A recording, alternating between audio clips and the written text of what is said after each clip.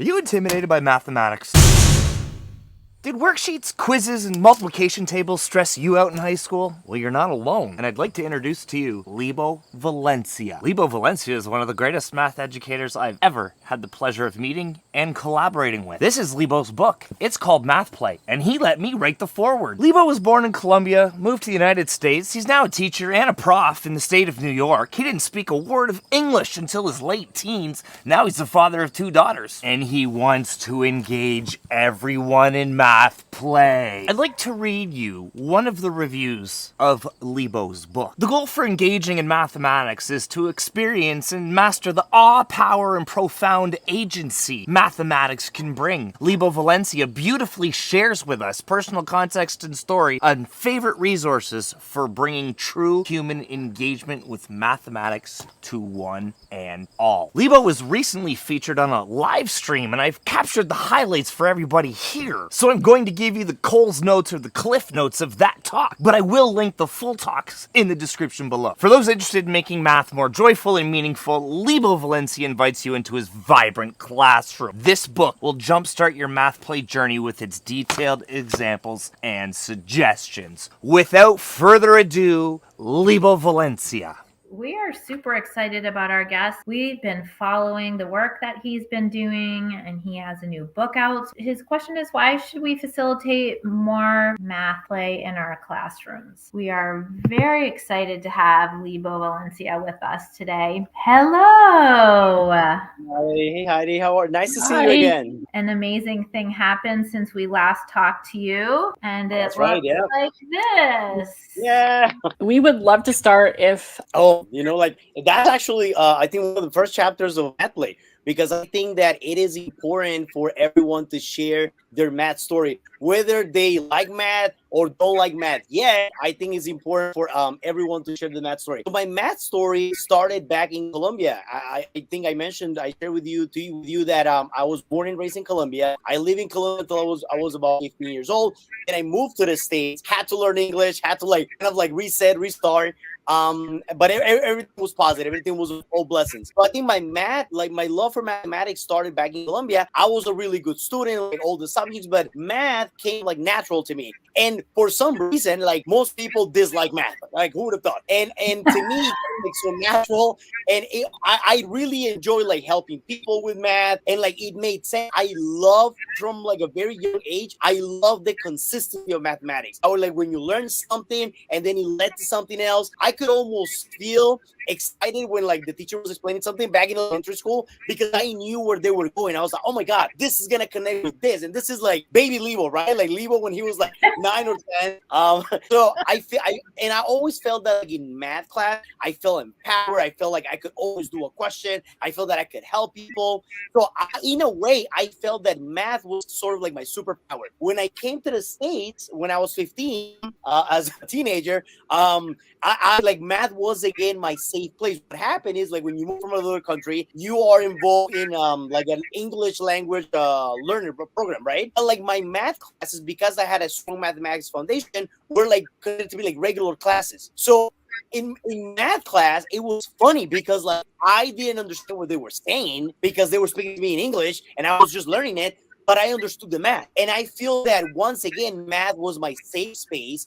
And through mathematics, not only did I feel comfortable, but I started picking up things because I knew the math. And I was like, oh, so that's how you say it in English.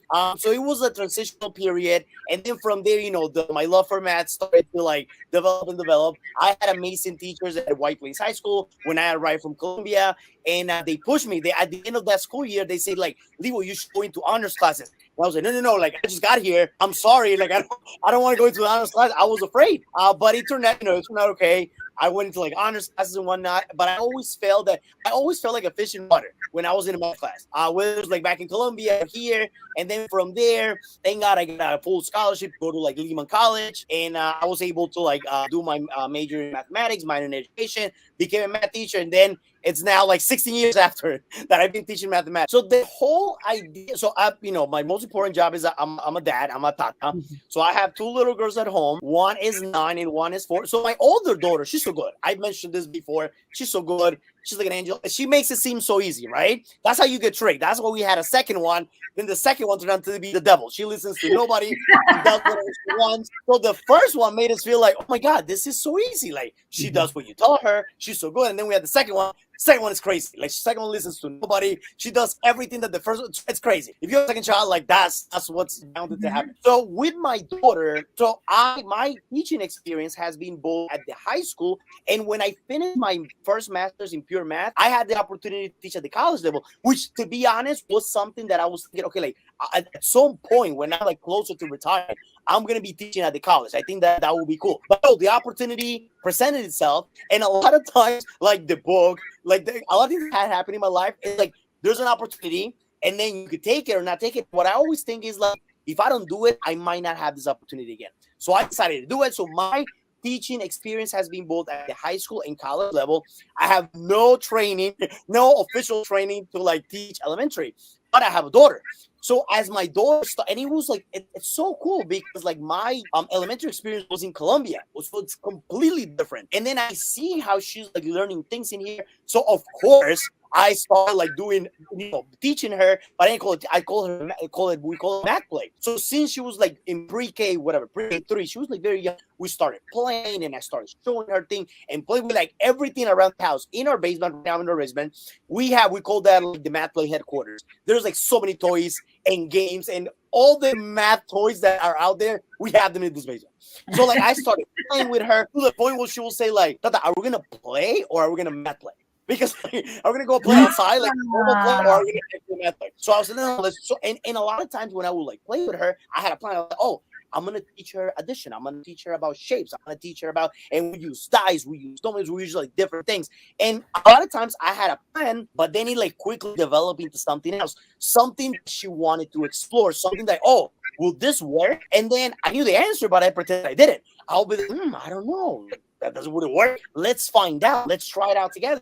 So we'll try it out. And a lot of times, like, it was hard as her dad. I mentioned this in the book, not to jump in and say, like, no, Marina, that's not gonna work. Let's do this. But like, I let her. And at the beginning, she will like get frustrated and then, this is not working. Let's do something else.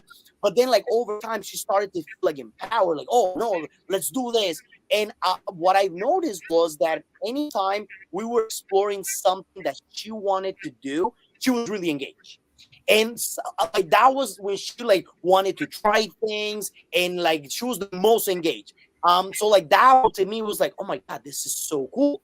And so what I started thinking is, I wish that I could like take this approach of math play and bring it with use it with my students. So that's like when the idea started to like, but of course at home we don't have any. I have to follow a specific curriculum. Like I don't have to. It's only one student, and she like listens to me, and we can take as long as we want, as little as we in a particular topic. But I started like it was definitely. I felt in my heart that oh my God, like this is at least like worth like the shot. Like I should try this with my students because I see how powerful it is with my daughter. Then it's definitely worth it trying with the students. So I decided to try with the students. And it's been transformational. It's been fantastic. I've experienced like in perspective like similar results with my students. Even though it takes more planning. It's like you have to be very intentional. I was afraid, like, is this gonna work? Are my students gonna say like, oh, Mr. Valencia, we're in high school. This is like good for like your daughter at home, but this is not gonna work for us. So I decided to try it. And well, first I want to show you this one. This is a project that we do in our sections of like sections where they build a circle, yes, with Pringles, and then because that's fun and that's an activity that I've done with my daughter at home, the Pringles. But then what I have them do is, okay, now that you have it, let's upload the picture to GeoGebra and find sort of like the equation of best fit for that circle. So like now we're like they do the circle and now there's a component, and this is a lesson. I get to write like a lot of like college letters for like juniors. And this is like one of the things that they mentioned that they remember from the class. Because I usually ask them like, what are like some of the things that you remember from a class?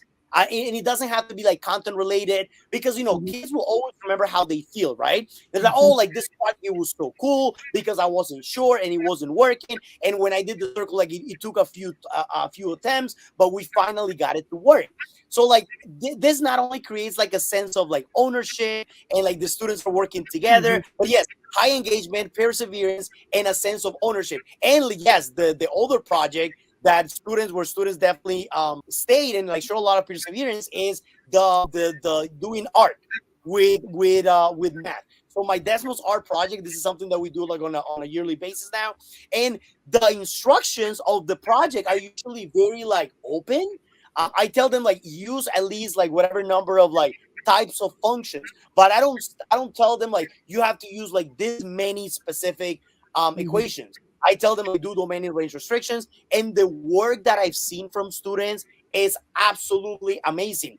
I had like not so long ago a student do like a self-portrait, and if you notice, you could see that this student wrote 117 equations. Remember, she only had to do like 8, and she decided to do 117 not because like it was a requirement, but because like this became something that she like cares about, right? This became something that, oh my God, I want to do my best effort on this project.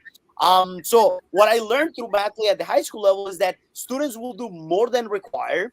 It creates a sense of ownership and also community building, because like I remember while we were doing this project, a lot of students like ask me questions, and I feel comfortable using technology, but they ask me things that I didn't know. And then like minutes after, a student will figure it out and will share with the class. So I feel that if we really want to display a growth mindset, we have to be willing to like take risks, right? And like try something with a tool that maybe you don't have all the answers for. Because if you're gonna wait until like you have all the answers, most likely it's never gonna happen. Well, you will be dead, right? Yeah. Another thing that I do is, and this is like my secret. Like this is people like tell me like, what? How do you like their mind is like, why would you do that? Like, what if somebody comes to see you that day? What I do, this is my secret. Like when I've tried things that I never tried before, I invite the administrators in my school. I say like, oh, on this day I'm gonna be trying something new. Feel free to stop by. Sometimes they stop by, sometimes they don't. But in my mind, like it doesn't work. I told you I'm signing for the first time, right? Don't judge me. And if they come and it works, then like, oh my God, yes, Mr. Valencia, keep going. To be fair, the administration of my school, they have been very supportive of ideas and like the thing to do. But that's what I do, because I don't want to be thinking about that. So I invite them straight up. I say like, listen, on this day I'm going to be trying something new. If you're free, if you're available, stop by. Like we're going to do. I haven't done that. I don't know how it's going to go. Feel free to stop by. So that way they come and it's not working. Well, I invited you, right? And it's not working. Well, we'll try it again. Libo, your excitement for teaching is just so palpable, even through a screen. Yeah. I can imagine your students absolutely finding complete joy in your class. Yeah. Thank you. Absolutely.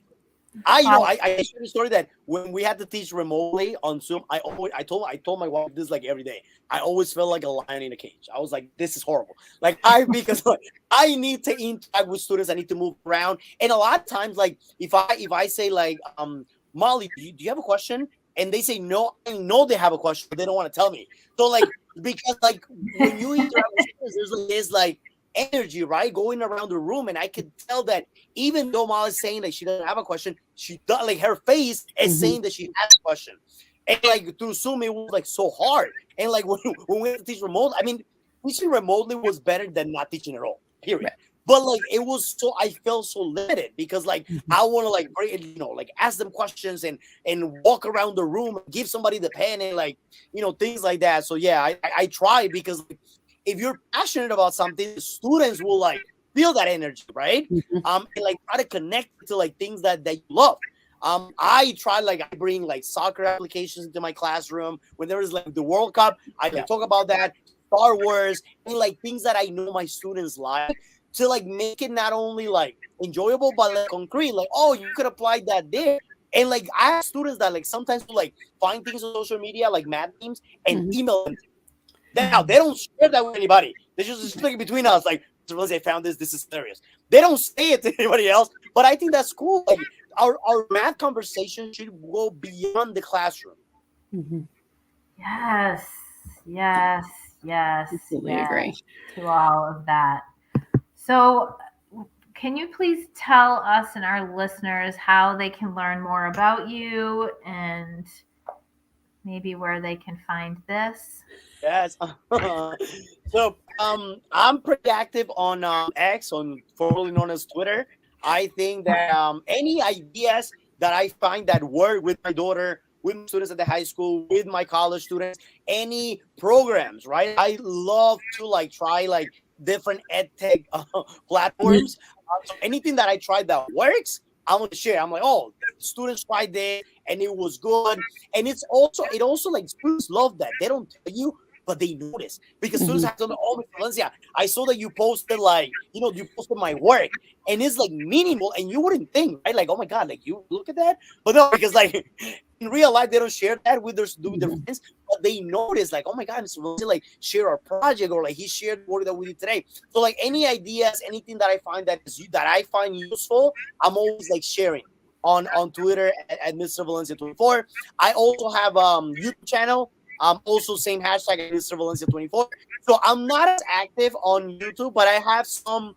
Like I started during the pandemic because what Mhm. ended up happening is like we started using like all these tools, right? Regardless of like your level of comfort with technology. So I had a lot of teachers like ask me like the same question like 100 times. Like, how do I do this on this program? So I was like, you know what? Let me like just make a short tutorial about Mhm. like how to do a video, so you could just watch a video. So that's how we started. So I started on like short videos about like different ed tech tools, and then there's also like different videos about like math play and whatnot. So I post that mostly like Twitter. I also have a website, libovalencia.com. So there you can see like I have a blog. I have the all the different links. There is the link to the book that is on Amazon, Math Play. And yeah, so like mostly those, like mostly Twitter, but I do have a YouTube channel and also like my website. Yeah, and we definitely recommend the book as well. It's sitting behind me.